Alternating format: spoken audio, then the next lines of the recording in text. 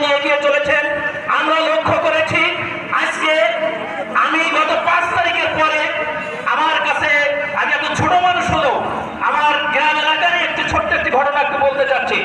একজন চা বিক্রেতা 5 তারিখের পরে আমার কাছে ফোন দিয়েছে, বলছে যে ভাই আমি একটি বাজারে এই ছোট্ট ফুটপাতে একটু চার দোকান দিয়ে একটু কিছু টাকা অর্জন করতাম।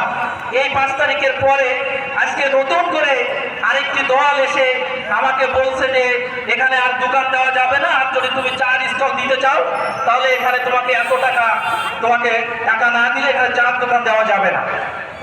আজকে আমি এমন হয়েছে একজন ইজি বাইকে চড়ে একটি রাস্তা দিয়ে যাচ্ছি, ইজি বাইক দাদা বলছে যে না আমি এখন রাস্তা দিয়ে যাচ্ছি, এটা দিয়ে রাস্তা শেষ করছে কেন, বলেন এই রাস্তা দিয়ে গেলে অমুক রাস্তার জায়গা, সেখানে আমাকে কোন একটা দলের লোকজন আছে, আমাকে সেখানে কিছু টাকা না দিয়ে গেলে রাস্তা দিয়ে ইজি বাইক নিয়ে যাওয়া যাবে না।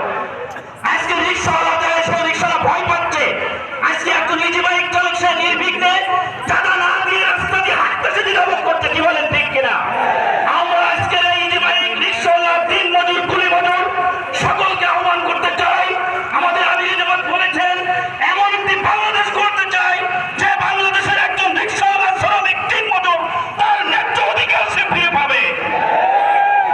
আমি আজকে একটি ছোট্ট একটি প্রতিষ্ঠানে চাকরি করি, আমার বলতে দ্বিধাবোধ নাই, আমি সাহস নিয়ে বলতে পারি যে প্রতিষ্ঠানের প্রতিষ্ঠাতা ছিল আমাদের শহীদ মীর কাসেম আলী, ইসলামী ছাত্র শিবিরের কেন্দ্রীয় সভাপতি ছিলেন, বাংলাদেশ জামাত ইসলামের নির্বাহী বিভাগের সদস্য ছিলেন, তথাকথিত যুদ্ধ অপরাধ